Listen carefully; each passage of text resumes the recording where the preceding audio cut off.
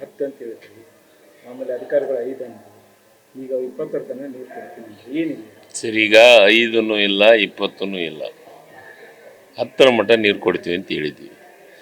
ನಮ್ಮ ಹತ್ರ ನೀರಿದ್ದರೆ 20 ಅಲ್ಲ 25ಕ್ಕೂ ಕೊಡೋಣ. ನಮ್ಮ ಹತ್ರ ನೀರಿಲ್ಲ, 10ರವರೆಗೆ ಮಾತ್ರ ನೀರು ಕೊಡೋಕ್ಕೆ ಸಾಧ್ಯತೆ ಇದೆ. ಅದ್ರ ಬಗ್ಗೆ ಚರ್ಚೆ ಆಗಿದೆ. ರೈತ ಸಂಘದ ಮುಖಂಡರನ್ನ ಕರೆದಿದ್ದೀನಿ, ಬೆಂಗಳೂರೊಳಗೆ ಅವ್ರ ಜೊತೆಗೂ ಚರ್ಚೆ ಮಾಡಿದ್ದೀವಿ. ಚರ್ಚೆ ಮಾಡಿ 10ನೇ ತಾರೀಕುವರೆಗೂ ಡೆಡ್ಲೈನ್ ಕೊಟ್ಟಿದ್ದೀವಿ. ಇವತ್ತು 5 ಹೆಂಗಂಗಿತ್ತಂದ್ರೆ ಇವತ್ತು ಬಂದಾಗೋದಾಗಿತ್ತಲ್ಲ, ಇಲ್ಲ 10ನೇ ತಾರೀಕುವರೆಗೂ ನೀರು ಇರ್ತೈತೆ. 10ನೇ ತಾರೀಕುವರೆಗೂ ನೀರು ಕೊಡ್ತೀವಿ. ನಮ್ಮ ರೈತರಿಗೆ 100ಕ್ಕೆ 100ರಷ್ಟು. ನಿನ್ನೆ ನಾನು ಸಂಬಂಧಪಟ್ಟಂಥ ಕೆಲವೊಂದಿಷ್ಟು ಅಧಿಕಾರಿಗಳ ಜೊತೆ ಚರ್ಚೆನೂ ಮಾಡಿದ್ದೀನಿ. ನನ್ನ ಮನೆಯಲ್ಲಿ ಕರೆದು 10ರವರೆಗೆ ನಾವು 3000 ಕ್ಯೂಸೆಕ್ಸನ್ನು ಕೊಡ್ತಾಯಿದ್ದೀವಿ. ಎಲ್ಲೆಲ್ಲೇ 0ದಿಂದ ಅಪ್ ಟು 17ವರೆಗೂ ಈಗಾಗಲೇ ಬೆಳೆ ಬಂದಿದೆ. ಕೆಲವೊಂದಿಷ್ಟು ಬೇಕಾದಂಥ ಅಲ್ಲಿ ಟೈಲ್ಯಾಂಡ್ನಾಗಿರುವಂಥ ರೈತರಿಗೆ ಏನಾದರೂ ನೀರು ಬೇಕಾದರೆ 1 ದಿವಸ 2 ದಿವಸ ಕೊಡ್ರಿ ಅಂತಲೂ ಅಧಿಕಾರಿಗಳು ಸೂಚನೆಯನ್ನು ಕೊಟ್ಟಿದ್ದೀವಿ ಈಗಾಗಲೇ. ಹೀಗಾಗಿ ನಾವು ರಾಯಚೂರು ಭಾಗ ಕುಡಿ ನೀರು ಬೇಕಾಗಿದೆ, ನಮ್ಮ ಭಾಗದಾಗೂ ಕುಡಿ ನೀರು ಬೇಕಾಯ್ತು. ಇವಕ್ಕೆಲ್ಲದನ್ನು ಕುಡಿ ನೀರು ಜೊತೆಗೇ ರೈತರಿಗೂ ಮಾಡಬೇಕಂತ ನಿರ್ಧಾರ ತೊಗೊಂಡಿವಿ. 10ನೇ ತಾರೀಕುವರೆಗೆ ನಿಶ್ಚಿತವಾಗಲೂ ನೀರು ಕೊಡೋಕ್ಕೆ ಸಾಧ್ಯತೆ ಇದೆ. ಕೊಡ್ತೀವಿ. ರೈತರಿಗೆ ಬೇಕಾಗಿತ್ತು, ಯಾಕಂದರೆ ಹವಾಮಾನ ನಿಜವಾಗಲೂ ನಮಗೆ ಕೊಳವೆ ರೋಗ ಬಂದು ಮತ್ತೆ ವಾಪಸ್ಸು ನಾಟಿ ಮಾಡಿದಂಥದ್ದು ರೈತರು ಮಾಡಿದ್ದಾರೆ. ಅದು ನಮ್ಮ ಗಮನಕ್ಕಿದೆ. ಆದರೆ ನೀರಿದ್ದರೆ ಕೊಡಬೇಕಲ್ಲ. ನಾವು ಜೂನ್ ಎಂಡ್ವರೆಗೂ ಕುಡಿ ನೀರು ಬೇಕು. ನಾಳೆ ಬೇಸಿಗೆ ಬರ್ತಾಯಿದೆ, ಭಾಳ ದೊಡ್ಡ ಪ್ರಮಾಣದ ಬಿಸಿಲಿದೆ ಅಂತ ಹೇಳ್ತಾ ಇದ್ದಾರೆ. ನಾವು ಕುಡಿ ನೀರಿಗೂ ಅವಶ್ಯಕತೆ ಇದೆ, ರೈತರನ್ನು ಬದುಕಿಸ್ಬೇಕಾಗಿದೆ. ಇವೆರಡೂ ವಿಚಾರವನ್ನು ನೋಡಿ 10 ದಿವಸ ಎಕ್ಸ್ಟೆನ್ಷನ್ ಮಾಡಬೇಕಂತೆ ರೈತರ ಜೊತೆ ಚರ್ಚೆ ಮಾಡಿ 10 ದಿವಸ ಎಕ್ಸ್ಟೆನ್ಷನ್ ಮಾಡಿದ್ದೀವಿ. ಅಣ್ಣಾಮಲೆಗೂ ಮೋಸ ಆಗಿದೆ. ಈಗ ಅಣ್ಣಾಮಲೈ ಇಲ್ಲೇ ನೆಮ್ಮದಿಯಿಂದ ಒಳ್ಳೆಯ ಆಫೀಸರ್ ಆಗಿ ಕೆಲಸ ಮಾಡ್ತಾ ಇದ್ದ. ಈ BJPಗೆ ಹೋಗಿ ಏನಾಯ್ತು ಆತನ ಪರಿಸ್ಥಿತಿ? ರೋಡಿಗೆ ನಿಂತ್ಕೊಂಡು ಬಾರ್ಕಲ್ ತೊಗೊಂಡು ಮಕ್ಕಕ್ಕೆ ಮೈಗೆ ಬಡ್ಕೊಳೋ ಪರಿಸ್ಥಿತಿ ಬಂತು. ಅವ್ರು ಯಾವಾಗಲೂ ರಾಜಕೀಯವಾಗಿ ಯಾರ್ದು ಅವಶ್ಯಕತೆ ಐತೆ ಅವ್ರನ್ನ ಯೂಸ್ ಆ್ಯಂಡ್ ಥ್ರೋ, ಉಪಯೋಗ ಮಾಡ್ಕೊಳೋದು, ಬೀಸಾಡೋದು. ಉದಾಹರಣೆ, ನಾನು ಹಿಂದೆ ಇಂಡಿಪೆಂಡೆಂಟ್ ಇದ್ದದ್ನಾಗ ನನ್ನ ಕರ್ಕೊಂಡು ಹೋದ್ರು, ಏನೆಲ್ಲ ಕೊಡ್ತೀನಿ ಅಂತಂತ ಹೇಳಿದರು. ಆ ಇಲಾಖೆ ಈ ಇಲಾಖೆ PWD ಮುಖ್ಯಮಂತ್ರಿ ಒಂದು ಕೊಡ್ತೀನಿ ಅಂತ ಹೇಳಿಲ್ಲ ನನಗೆ. ಅವರು ಮುಖ್ಯಮಂತ್ರಿ ಒಂದು ಬಿಟ್ಟು ಎಲ್ಲ ಇಲಾಖೆ ಕೊಡ್ತೀನಿ ಅಂತ ಹೇಳಿದ್ರು ನಮಗೆ 5 ಮಂದಿಗೆ. ಲಾಸ್ಟ್ಗೆ ಏನು ಮಾಡಿದರು? ಬಹುಮತ ಸಾಬೀತು ಆದಮೇಲೆ ನಮಗೆ ಇಲಾಖೆ ಹಂಚಿಕೆ ಮಾಡಿದರು. ಅವಾಗ APMC, ಶುಗರು, BP ಅಂತ ಬರೋಂಥವ್ರು ಇಲಾಖೆ ಇವನು ನಮಗೆ ಕೊಟ್ಟರು. ಚಲೋ ಇಲಾಖೆಯನ್ನು ತಾವು ತಗೊಂಡ್ರು. ಹಂಗೆ ಅವರು ಜೀವನ ಪೂರ್ತಿ ರಾಜಕೀಯವಾಗಿ ಮತ್ತೊಬ್ಬರ ಜೊತೆಗೆ ಆಟ ಆಡೋದು, ಅಮಾಯಕರ ಜೊತೆಗೆ ಆಟ ಆಡೋದು, ಸಾಮಾನ್ಯರ ಜೊತೆಗೆ ಆಟ ಆಡೋದು. ಅವ್ರಿಗೆ ಜನರೆಂದು ಉದ್ಧಾರ ಆಗಬಾರ್ದು, ಬಡವ್ರ ಮಕ್ಕಳು ದೊಡ್ಡವರಾಗಬಾರ್ದು, ತಮ್ಮ ಮಕ್ಕಳು ಮಾತ್ರ ದೊಡ್ಡವರಾಗಬೇಕು. ನೀವು ನೋಡಕತ್ತೀರಲ್ಲ, ಪ್ರತಿ ಒಂದು ವಿಚಾರನ ಅವ್ರ ಹತ್ರ ನೀವು ಅವ್ರ ಒಂದೊಂದೇ ಕೆಲಸ ನೆನಪು ಮಾಡ್ಕೊಳ್ಳಿ. ನೀವು ಈ ದೇಶಕ್ಕೆ ಏನು ಕೊಡುಗೆ ಇದೆ? 11 ವರ್ಷ ಆಯ್ತು ಈ ದೇಶದೊಳಗೆ ಅಧಿಕಾರಕ್ಕೆ ಬಂದು.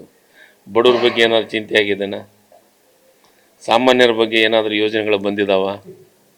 ಏನಿಲ್ಲ. ನಮ್ಮ ಯೋಜನೆಗೆ ಹೆಸರು ಇಟ್ಟಾರೆ ಅಷ್ಟೇ.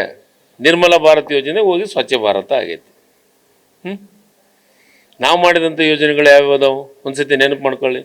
ಇವತ್ತು ಗ್ರಾಮ ಪಂಚಾಯತ್ಗಳಿಗೂ ಸ್ಟ್ರೆಂಥನ್ ಆಗಿದೆ ಅಂತಂದರೆ ಇವತ್ತು NREG ಬಂದಿರೋದ್ರಿಂದ ಇವತ್ತು ಇಡೀ ದೇಶದೊಳಗೆ ಗ್ರಾಮೀಣ ಪ್ರದೇಶದ ಜನರಿಗೆ ಯೋಜನೆಗಳು ಬರುವಂಥದ್ದಾಗಿದೆ. ಅದಕ್ಕೆ ಅವ್ರ ಬಗ್ಗೆ ಎಷ್ಟು ಹೇಳಿದ್ರು ಕಮ್ಮಿನೇ. ಅವರು ಜನರ ಜೊತೆಗೆ ಮೋಸ ಮಾಡೋದು ಆಟನೇ ಅವ್ರ ದೊಡ್ಡ ಕೆಲಸ. ಸರ್, ಈಗ ಸಂಪುಟ ವಿಸ್ತರಣೆ ಚರ್ಚೆ ನಮ್ಮ ಹಂತದೊಳಗೆ ಚರ್ಚೆ ಆಗೋಂಥದ್ದಲ್ಲ. ಕೇಂದ್ರದೊಳಗೆ ನಾಯಕರಿದ್ದಾರೆ, ನಮ್ಮವರೇ ದೊಡ್ಡ ನಾಯಕರಿದ್ದಾರೆ, ಅವ್ರು ನಿರ್ಧಾರ ಮಾಡ್ತಾರೆ. ಈಗ ಅದ್ರ ಬಗ್ಗೆ ನೋಡಿ, KPCC ಅಧ್ಯಕ್ಷರ ವಿಚಾರವನ್ನು ಯಾರೂ ಮಾತಾಡಬಾರ್ದು ಅಂತ AICC ಅಧ್ಯಕ್ಷರು ನಮಗೆ ಸೂಚನೆ ಕೊಟ್ಟಿದ್ದಾರೆ. ಅದ್ರ ಬಗ್ಗೆ ನಾನು ಚರ್ಚೆ ಮಾಡೋದಿಲ್ಲ. ಸರ್, ಈಗ ಕಾಂಗ್ರೆಸ್ ಶಾಸಕ ಪೊನ್ನಣ್ಣವರ ಮೇಲೆ ಒಂದು ಗಂಭೀರವಾದಂಥ ಆರೋಪ. ಯಾಕಂದರೆ ವಿನಯ್ ಹೆಸರು ಸೇರಿಸಬೇಕು ಅಂತೇಳಿ BJP ಅವರು ಆಗ್ರಹ. ನಾನೊಂದು ಮಾತು ಹೇಳ, ಇದೇ ರೀತಿ ಕೆಲಸ BJP ಅವ್ರಿಗೆ ನೋಡಿ. ಪೊನ್ನಣ್ಣ ಏನು ಸಂಬಂಧ? ಅಲ್ಲಿದ್ರಾ? ಅದು ಸಂಬಂಧಪಟ್ಟಿದೆ ಸರ್. ಅದನ್ನೇ ಹೇಳ್ತೀನಲ್ಲ, ಹಿಂದೆ ಗಣೇಶ್ DYSP ಜಾರ್ಜ್ ಅವ್ರ ಹೆಸರು ಬರೆದಿಟ್ಟನಂತ ಹೀಗೆ ಹಿಂಗೆ ಹೋರಾಟ ಮಾಡಿ ಪ್ರತಿಭಟನೆ ಮಾಡಿ ಏನೆಲ್ಲ ಮಾಡಿದ್ರಲ್ಲ. ಲಾಸ್ಟ್ಗೆ ಏನಾಯ್ತು, CBI ಕೊಡ್ರಿ ಅಂದರು. CBI ಕೊಟ್ಮೇಲೆ CBI ಏನು ಕೊಟ್ಟರು? ಹಿಂಗೆ ನೋಡ್ರಿ, ರಾಜಕೀಯವಾಗಿ ದಿಕ್ಕು ತಪ್ಪಿಸೋ ಕೆಲಸ ಏನಾರು ಇದ್ರೆ ಅದು BJP ಅವರು ದಿಕ್ಕು ತಪ್ಪಿಸೋ ಕೆಲಸ ಮಾಡ್ತಾರೆ. ಆದರೆ ದೇಶದ ಜನರಿಗೆ, ರಾಜ್ಯ ಜನರಿಗೆ ಗೊತ್ತಾಗಿದೆ ದಿಕ್ಕು ತಪ್ಪಂಥ ಪರಿಸ್ಥಿತಿಯಾಗಿ ಈ ಸದ್ಯ ದೇಶದ ಜನರಾಗಲಿ ರಾಜ್ಯ ಜನರು ಇಲ್ಲ. ತುಂಗಭದ್ರಾ ಗೇಟಿಂದ ಅಳವಡಿಕೆ ಏನು ಬಂತು, ಏನು ಸರ್? ಈಗ ನಿನ್ನೆ ನಾನು ಶಾಸಕರು ಮಾತಾಡಿದ್ದನ್ನು ಕೇಳಿದ್ದೀನಿ. ನನಗೆ ಗೊತ್ತಿಲ್ಲ ಅಂದ್ರೆ ಮಾಜಿ ಶಾಸಕರು, ನಮ್ಮ ಜಿಲ್ಲಾ ಅಧ್ಯಕ್ಷರು, BJP ಜಿಲ್ಲಾ ಅಧ್ಯಕ್ಷರು, ಮಾಜಿ ಶಾಸಕರು, ಜಿಲ್ಲಾ ಅಧ್ಯಕ್ಷರು ನಿನ್ನೆ ನಿಮ್ಮ ಜೊತೆಗೆ ಮಾತಾಡಿದ್ದಕ್ಕೆ ಕೇಳಿದ್ದೀನಿ.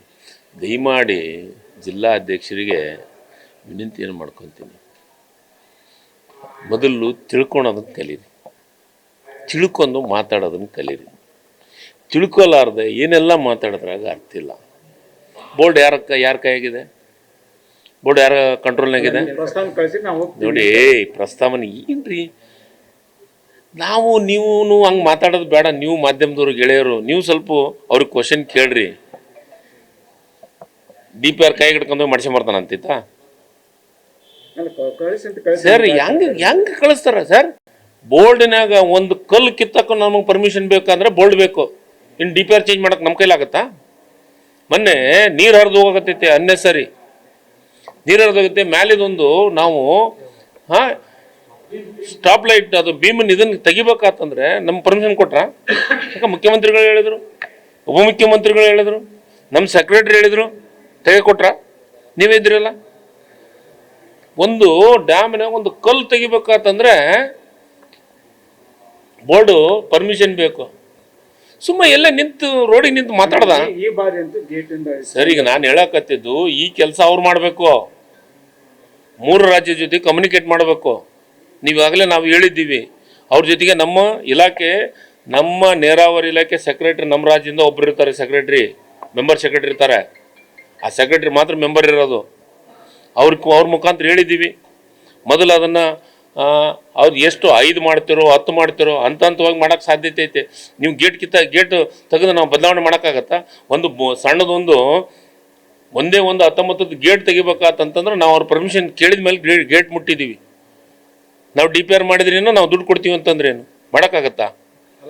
ಸುಮ್ಮನೆ ನೋಡ್ರಿ, ಅದಕ್ಕೆ ಹೇಳಕತ್ತೀನಲ್ಲ, ದಯಮಾಡಿ ಆ ರೀತಿ ಮಾತಾಡ್ತಾರಲ್ಲ ಅವ್ರಿಗೆ ಹೇಳ್ರಿ, ವಾಸ್ತವ ಸತ್ಯ. ಸರಿ, ಈಗ ಮಾಜಿ ಶಾಸಕರಿಗೆ ಸ್ವಲ್ಪ ತಿಳ್ಕೊಂಡ್ ಮಾತಾಡಕ್ಕೆ, ಇಲ್ಲಾಂದ್ರೆ ನಾ ಬೇರೆ ಸ್ಟೈಲ್ನಾಗ ಹೇಳ್ಬೇಕಾಗತ್ತ. ಅವ್ರಿಗೆ ಏನ್ ಗೊತ್ತಿಲ್ಲ, ಎಷ್ಟು ಕ್ಯೂಸೆಕ್ಸ್ ಯಾವ ಇದ್ರಾಗ ಏನೇನೈತೆ ಅಂತ ಆತನು ಬರ್ಲಿ, ನಾನು ಬರ್ತೀನಿ. ನಡಮಟ ನಿಂತ್ರೆ ಎರಡು ಕ್ಯೂಸೆಕ್ಸ್ ಅನ್ನ TMC ಅಂದಿದ್ದು ಮರ್ತ್ಬಿಟ್ಟ ನಾನು ಮಾಧ್ಯಮದ ಮುಂದೆ. ಇನ್ನೂ ಅದಾವ ವಿಡಿಯೋ ಹಂಗ ಇಟ್ಟಿವಿ. ಸರಿ, ಈಗ ತಿಳ್ಕಲಾರ್ದ ಮಾತಾಡಬಾರ್ದು. ನಾನು ಹೇಳಕತ್ತಿದ್ದು ತಿಳ್ಕೊಂಡ್ ಮಾತಾಡಲಿ. ನಾವೀಗಾಗಲೇ ಪ್ರಪೋಸಲ್ ಬೋರ್ಡ್ನಾಗಿದೆ, ಆ ಬೋರ್ಡ್ನವ್ರು ಕೊಟ್ಟರೆ ರೆಡಿ ಇದೀವಿ ನಾವು ಕರ್ನಾಟಕ ರಾಜ್ಯದವರು. ಇಲ್ಲ, ಯತ್ನಾಳ್ ಅವ್ರಿಗೆ ನಮ್ಮ ಪಕ್ಷದ ಸಿದ್ಧಾಂತಕ್ಕೂ ಮತ್ತು ಯತ್ನಾಳ್ ಅವರಿಗೆ ನಮಗೆ ಆಗಿ ಬರಂಗಿಲ್ಲ. ಅವರು ನಾವು ಕರೆತರಂಥ ಪ್ರಯತ್ನವನ್ನು ಮಾಡಿಲ್ಲ. ಅವರು ಅಕಸ್ಮಾತ್ ಬರ್ತೀನಂತ ಯಾವುದಾದ್ರು ಮಾಧ್ಯಮದಾಗ ಹೇಳಿ ಅವಾಗ ನಾವು ಮಾತಾಡ್ತೀವಿ, ಸಮಾವೇಶ ಮಾಡಲಿ. ಬಟ್ ನಾನಂತೂ ಯತ್ನಾಳ್ ಅವ್ರಿಗೆ ಹೇಳಿದ್ದೀನಲ್ಲ, ಸ್ಟೇಟ್ಮೆಂಟ್ ಕೊಟ್ಟಿದ್ದೀನಿ. ಯತ್ನಾಳ್ ಅವರಿಗೆ ಅನ್ಯಾಯ ಆಗಿದೆ BJPಯಿಂದ ಅಂತಂದು. ಒಬ್ಬ ಹಿರಿಯ ನಾಯಕ ಆತ. ವಿಜೇಂದ್ರ ಅವ್ರು ಕಣ್ತೆಗೆ ಮುಂಚಿತ ಆ ಪಕ್ಷವನ್ನು ಕಟ್ಟಿದ್ರೊಳಗೆ ಅವ್ರದ್ದು ಪಾತ್ರ ಇದೆ. ಅವರು ತಂದೆ ಜೊತೆಗೆ, ಅನಂತಕುಮಾರ್ ಅವ್ರ ಜೊತೆಗೆ ಓಡಾಡಿ ಪಕ್ಷ ಕಟ್ಟಿದ್ರೊಳಗೆ ಬಸವನಗೌಡ ಪಾಟೀಲ್ ಯತ್ನಾಳ್ ಅವ್ರದ್ದು ಪಾತ್ರ ಇದೆ.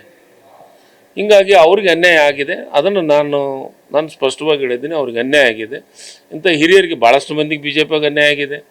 ಮೋದಿಯವ್ರು ಬಂದ ಮೇಲೆ ಆಡವಾಣವ್ರ ಮನೆ ಸೇರಿದ್ದಾರೆ, ಮುರಳಿ ಮನೋಹರ್ ಜೋಶಿ ಅವರು ಹೋಗಿದ್ದಾರೆ. ಯಾಕಂದ್ರೆ ಅವತ್ತು 75 ವಯಸ್ಸಿಗೆ ಕಟ್ ಆಫ್ ಹಾಕಿಬಿಟ್ರು ಮೋದಿಯವರು. 75 ವಯಸ್ಸಿಗಿಂತ ಮೇಲಿದ್ದರಿಗೆ ಯಾವುದೋ ರಾಜಕೀಯ ಸ್ಥಾನಮಾನಗಳಿಲ್ಲ ಅಂತ ಹೇಳ್ಬಿಟ್ರು. ಅವಾಗ ಎಲ್ಲರೂ ಮನೆಗೆ ಹೋದರು. ಈಗ 25 ವರ್ಷ ಆಗಿ ಬಂತು ಡಿಸೆಂಬರ್ಗೆ. ಮೋದಿಯವ್ರು ಏನು ಮಾಡ್ತಾರೆ ನೋಡೋಣ. ಯಾಕಂದರೆ ಅವ್ರಿಗೊಂದು ನ್ಯಾಯ, ಬೇರೆದವ್ರಿಗೊಂದು ನ್ಯಾಯನಾ? BJP ಪ್ರಾಮಾಣಿಕರಲ್ಲ ರೀ, ಮಾತಿ ತಕ್ಕ ನಡ್ಕೊಳಾರಲ್ಲ ರೀ. 75 ವರ್ಷ ಆದಮೇಲೆ ಅರುಮರು ಆಗತ್ತಾ ಅಂತ ಅವರೇ ಹೇಳಿದ್ದು. ಹಂಗಾಗಿ LK ಅಡ್ವಾಣಿ ದೇಶದ ಮಹಾನ್ ನಾಯಕ. ಪಕ್ಷ ಕಟ್ಟಿದಂಥ ಆತನ ಹೊರಗೆ ಹಾಕಿದ್ರು, ಮುರಳಿ ಮನೋಹರ್ ಜೋಶಿಯನ್ನು ಹೊರಗೆ ಹಾಕಿದ್ರು, ಯಶವಂತ್ ಸಿನ್ಹಾರ್ನ ಮೊನ್ನೆ ಹೊರಗೆ ಹಾಕಿದ್ರು. ಇಲ್ಲ 75 ವರ್ಷ ಅಂತ. ಈಗ ಅದಕ್ಕೆ ಡಿಸೆಂಬರ್ದಾಗ 75 ವರ್ಷ ಆಗುತ್ತೆ ಮೋದಿಯವರಿಗೆ. ಹೊರಗೆ ಹೋಗ್ತಾರೋ ಒಳಗೆ ಹೋಗ್ತಾರೋ ನೋಡೋಣ, ಅವಾಗ ಇನ್ನೂ ಮಾತಾಡೋಣ. ಹುಲಿಗೆ ದೇವಸ್ಥಾನ ಸುತ್ತಲೂ ನೀರಿದ್ದು ಈ ತುಂಗಭದ್ರಾ ಎಡದಂಡೆ ನಾಲೆ ಏನು ವಿತರಣಾ ನಾಲೆ ನೀರು ಬಸಿ ನೀರು ಬಂದು ಅಲ್ಲೆಲ್ಲ ನಿಂತ್ಕೊಳ್ಳಿ ಗಲೀಜಾಗಿದೆ ಮತ್ತು ಆ ಸುತ್ತಲೂ ಅಲ್ಲಿ ಬಯಲು ಈಗ ಒಂದು ಸತಿ ಸಭೆ ಮಾಡ್ಬೇಕಂತ ನಾನು ಡಿ ಸಿ ಅವ್ರಿಗೆ ಹೇಳಿದ್ದೀನಿ. ಅಲ್ಲೇ ದುಡ್ಡು ಇದೆ, ಏನೋ ಹುಲಿಗಿ ಇದ್ರೊಳಗೆ ದುಡ್ಡು ಇದೆ. ನಾನು ಒಂದು ಸತಿ ಕರೆದು ಸಭೆ ಮಾಡಿ ಡೆವಲಪ್ಮೆಂಟ್ ವಿಚಾರದೊಳಗೆ ಡಿ ಸಿ ಅವ್ರ ಜೊತೆ ಚರ್ಚೆಯನ್ನು ಮಾಡ್ತೀನಿ.